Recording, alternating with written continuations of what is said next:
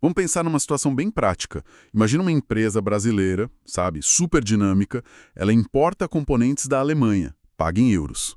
Uhum. Aí ela vende o produto final dela lá para os Estados Unidos e recebe em dólares.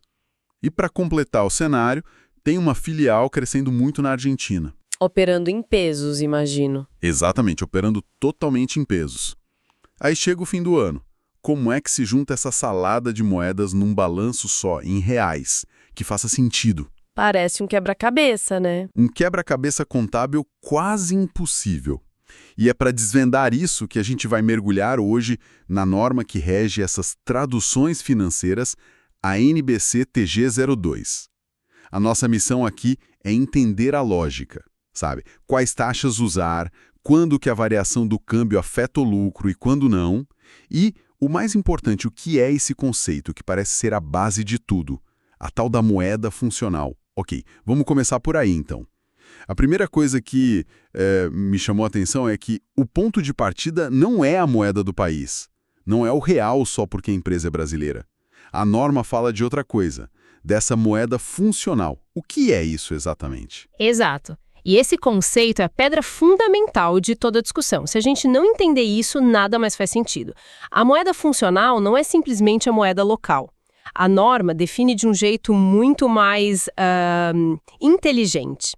É a moeda do principal ambiente econômico onde a empresa opera. Onde ela opera de verdade. Isso.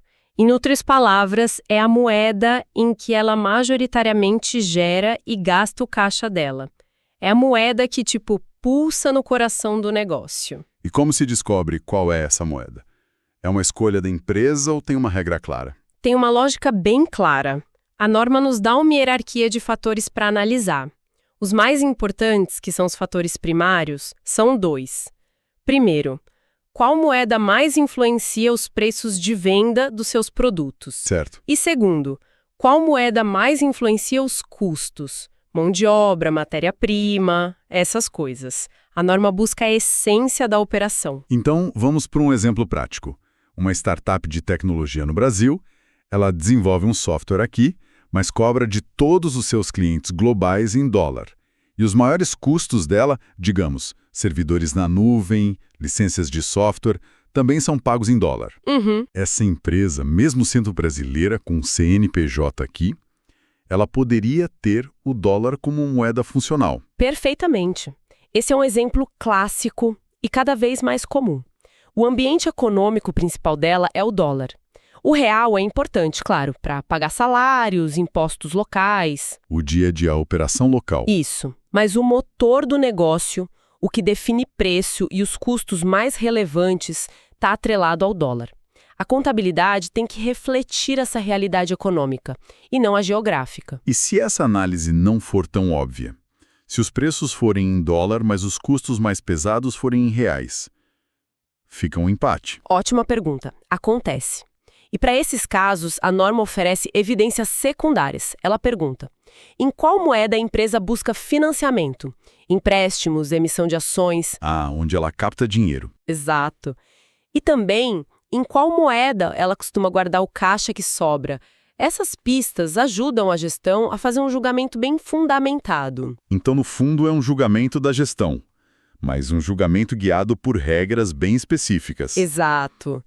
E o ponto crucial é: uma vez definida, a moeda funcional não pode ser trocada a cada semestre só por conveniência. A regra diz que ela só deve ser alterada se houver uma mudança drástica e permanente nas condições econômicas. A ideia é ter estabilidade. Certo. Agora é que a coisa fica interessante de verdade.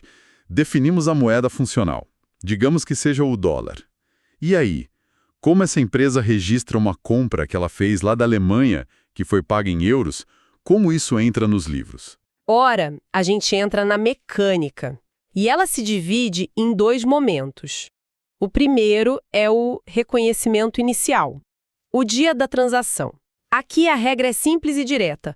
A empresa pega o valor em euros e converte para sua moeda funcional, o dólar, usando a taxa de câmbio do dia. A taxa à vista daquele dia. Isso. É como tirar uma foto daquele momento. Comprou, converteu, registrou. Fim. Parece simples demais. Onde está a complicação? A complicação vem no segundo momento, no fechamento do período. Fim do mês, fim do ano. A empresa olha para o balanço e tem lá uma conta a pagar em euros. Só que a cotação do euro contra o dólar mudou desde o dia da compra. A dívida em dólares já não é a mesma. Exatamente, a dívida mudou. E agora? O que fazer com essa diferença? É aí que a norma obriga a gente a fazer uma pergunta fundamental. O item é monetário ou não monetário? Certo. Essa distinção parece ser o coração da norma. O que, na prática, é monetário e não monetário? Pensa assim. Itens monetários são dinheiro ou direitos a receber e obrigações a pagar, um número fixo de unidades de moeda. Tipo caixa, contas a receber? Exato. Caixa, contas a receber, empréstimos, contas a pagar, o valor dele está travado numa quantidade de moeda. E os não monetários? São todo o resto. Pense em estoques, imóveis, máquinas, ativos intangíveis como uma marca. O valor deles não é um número fixo de unidades de moeda.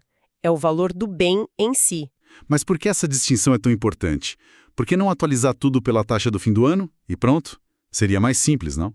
Seria mais simples, mas distorceria a realidade. E o motivo é o seguinte: os itens monetários representam uma exposição real da empresa à variação cambial. Se você tem uma dívida de 100 mil euros e o euro sobe, sua dívida em dólares aumentou. Você vai precisar de mais dólares para quitar. É uma perda real. Faz sentido. Por isso, a norma diz que os itens monetários devem ser atualizados pela taxa de câmbio de fechamento. E a diferença, ganho ou perda, vai direto para o resultado. Para o lucro ou prejuízo. Ah, então para itens não monetários a lógica é o oposto, imagino. Exatamente oposta. Para os itens não monetários que são registrados pelo custo histórico, a regra é: eles não são atualizados. Eles ficam registrados no balanço pela taxa de câmbio lá da data original da compra. Ah, então a norma está basicamente dizendo que o valor de um prédio em Buenos Aires não muda só porque o real se fortaleceu. O prédio continua sendo o mesmo prédio. Faz todo sentido. A gente está protegendo o balanço de uma volatilidade que não tem a ver com o ativo em si. Você captou a essência. É exatamente isso. Evita que o valor de um ativo fixo fique flutuando no balanço só por causa do câmbio, o que não reflete nenhuma mudança econômica real naquele ativo. Ok. A lógica para uma única transação ficou clara. Mas agora, como a gente escala isso? O que significa para a filial inteira lá na Argentina? A moeda funcional dela é o peso, mas a matriz aqui no Brasil apresenta o balanço consolidado em reais. O método é o mesmo. Ótima transição. Não, o método é diferente.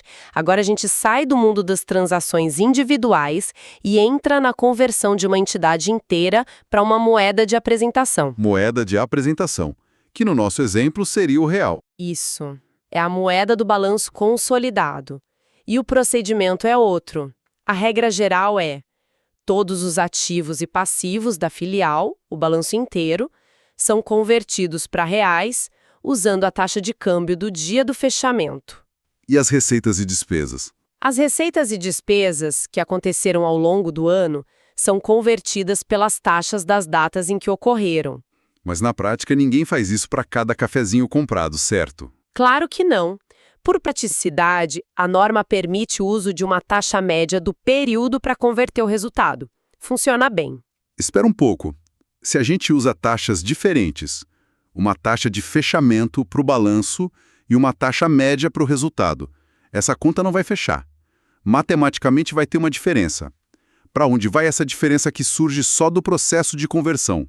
Então a norma cria um lugar especial para ela. Uma conta separada dentro do patrimônio líquido chamada de outros resultados abrangentes. Outros resultados abrangentes. Soa como uma gaveta para coisas que não se encaixam em outro lugar. É uma ótima analogia. Pense nisso como uma sala de espera ou uma área de quarentena para volatilidade cambial. A lógica é: essas variações são no papel. Elas não afetam o caixa da empresa-mãe hoje. Elas não são um ganho ou perda realizado. Exato. O fato de o real ter mudado contra o peso não significa que a operação da filial ficou melhor ou pior. Foi só o câmbio. Então, esse efeito fica isolado no patrimônio, para não contaminar a análise da performance real do negócio. E esse valor fica nessa sala de espera para sempre. Não. Ele fica lá enquanto a empresa manteve o investimento. No dia em que a empresa vender a filial, aí sim o efeito se torna real. Nesse momento, todo o valor acumulado nessa conta é transferido para o resultado. É como se a quarentena acabasse e o efeito fosse finalmente reconhecido. Isso é fascinante. A norma cria uma barreira para proteger o resultado. Mas ela vai além, né? E eu vi que ela pensa em situações ainda mais extremas. O que acontece se uma moeda, por uma crise, simplesmente para de ser conversível? A empresa não consegue de jeito nenhum trocar seus pesos por reais. Sim, e essa é uma parte que mostra como a contabilidade tenta se adaptar à realidade, por mais caótica que seja. A regra básica é: você não pode fingir que nada está acontecendo. Se não existe um mercado funcional, a empresa não pode usar uma taxa de câmbio oficial que ninguém consegue praticar. Seria mentindo o balanço. Exato. Seria usar um número que não é real. Então, o que ela faz? Inventa uma taxa. De certa forma, sim. A norma exige que a empresa estime a taxa de câmbio. O objetivo é chegar a um número que mais se aproxima da taxa que existiria se houvesse uma transação normal no mercado aberto. É a busca pela essência econômica, mesmo sem um mercado formal. E como se faz essa estimativa? Parece muito subjetivo. É subjetivo, mas a norma dá um caminho. Por exemplo, existe alguma outra transação para a qual a troca é permitida?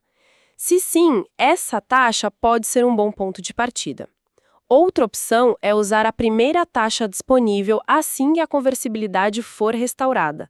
Em último caso, a empresa pode usar outras técnicas, desde que sejam bem fundamentadas. Uau!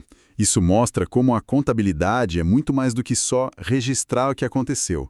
Ela tem mecanismos para refletir a realidade, mesmo quando os mercados falham. Ok, vamos juntar as peças. Analisando tudo, algumas ideias centrais ficaram muito claras. Primeiro, o alicerce de tudo é a moeda funcional. A contabilidade segue a economia da operação, não a geografia do CNPJ. Exato. Onde o negócio realmente vive. Segundo, a divisão entre itens monetários e não monetários é a chave. Os monetários mostram o risco de curto prazo e o efeito vai para o resultado. Perfeito. É a separação entre exposição financeira e valor do ativo. E terceiro, os ganhos e perdas da conversão de filiais inteiras ficam estacionados no patrimônio líquido para não poluir o resultado operacional com variações que são, na maior parte do tempo, só teóricas. Exatamente. O objetivo final da NBC-TG 02 é criar demonstrações financeiras que sejam transparentes e principalmente comparáveis. Ela permite que quem lê o balanço consiga separar o que é desempenho operacional dos efeitos, muitas vezes voláteis e fora do controle da gestão, das flutuações cambiais. É uma ferramenta para limpar o ruído. Fica uma reflexão final, então. A norma fala em moeda funcional baseada no ambiente econômico principal. Isso funciona bem para o mundo que a gente conhece. Mas e as empresas que já nascem 100% globais e descentralizadas, operando com dezenas de moedas, até criptoativos, sem um centro claro? Como se define o ambiente econômico principal de uma organização que, por design, não tem um? Será que as regras atuais vão conseguir acompanhar essa nova realidade?